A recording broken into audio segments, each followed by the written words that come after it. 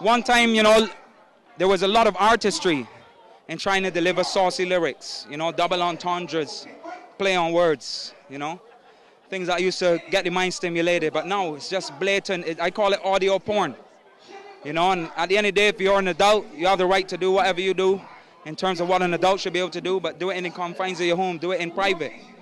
But you have a responsibility as an artist to respect and honor your power and the higher powers that are out there and the people that are out there that you influence. And, you know, I have no sympathy for those who were judged for it and penalized for it. You know, it's long overdue, man. The artists need to be more responsible.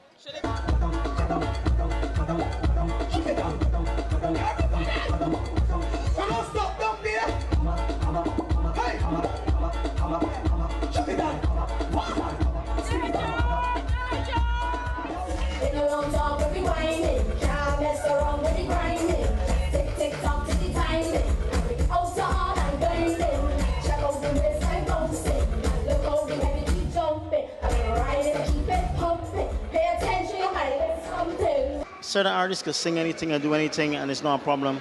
But then certain artists come and do something or sing something and it's a problem. There's certain people who can get away with these colorful lyrics and then there's others who can't. If you look at the songs in history, I mean, Sparrow is sick and dying and he had a song called Saltfish.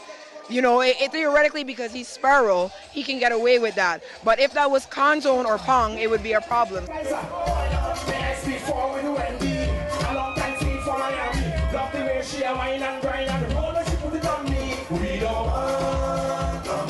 Soca is that it's how you speak right now. We think that artists can travel and perform and, you know, be on the outside other than just singing home in your island, you know.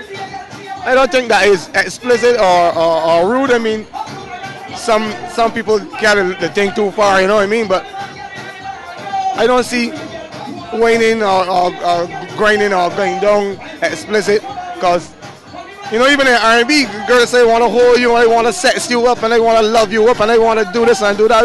We don't really do that in soca. We just say we want, you know, whining, and I don't think it's explicit at all. Not saying that some people don't go overboard with certain things, you know.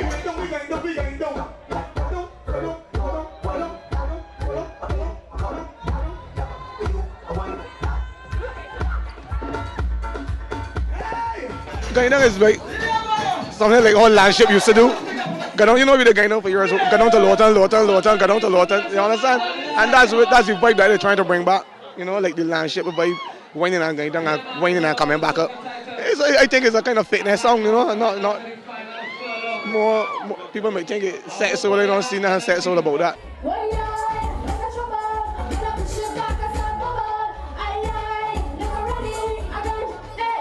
If you're worried about soca music and dancehall music being influential, John Mahami would agree 100%, because, I mean, no disrespect to Lil Ray, I love Lil Lyric, is one of my idols. But I mean, when you play the song Go Down and you look at the dance floor, you would see everybody doing this. You know, you play a song like Falance, you see everybody jumping from left to right. Even Chow Mein, you play Drunk by John Mahami, you see everybody with the cups in the sky. You play Nar TikTok, you hear the level, you know, it's evident that music is very influential on people. So I guess, for example, that was a perfect example. You see what I mean? So I think that the artist should, yes, take responsibility, and they should be aware that the lyrics in their music influences the people to a certain level, especially, you know, having, this is Morby, by the way, Morby children, this is Morby, Sweet and Dandy, thank you very much. Lemonade, right. They should know that, you know, they have people in the crowd, you know, sometimes they were having a little drinks in their head, and the sound can influence you to act very different.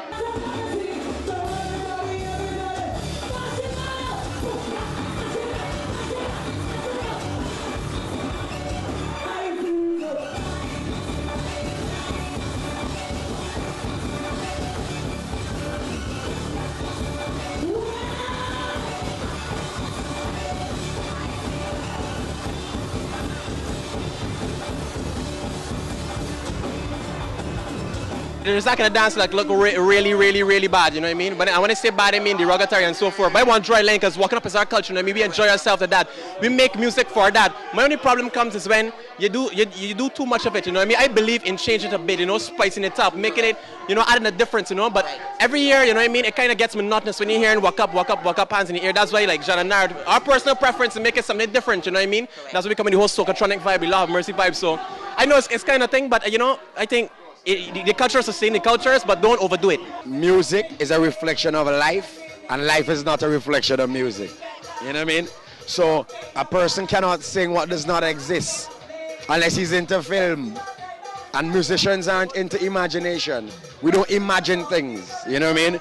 So some of the things that the artists portray out there, some of the things that they see within their own environment, you know what I mean? To portray that it is very cool to be a part of that environment is a different thing. You know what I mean? So I'm not in agreement with some of the lyrics that gets put out there from some of the artists. You know what I mean? I can't say I endorse my boss gun every day and I don't endorse that. But at the same time, I understand where somebody coming from the ghetto who sees it every day could put that in a song because that's what they see. You know what I mean? In the case of soca music now, soca music is revelry. So it's a whole different environment. So somebody would ask you, why is it that soca music always about walk up and wind up? And because it's the environment of soca music. The environment of a carnival season is that of stress-free. Not necessarily reckless behavior, but that feeling of euphoria, so to speak, where you forget everything. We're not living common. Yeah. Oh gosh,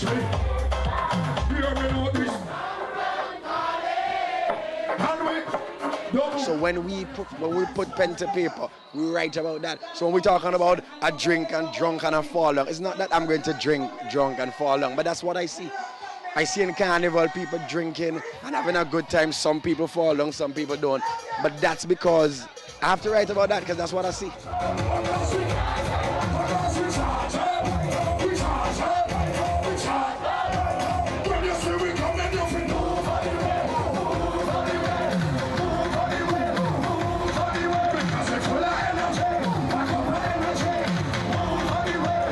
Show me. I said,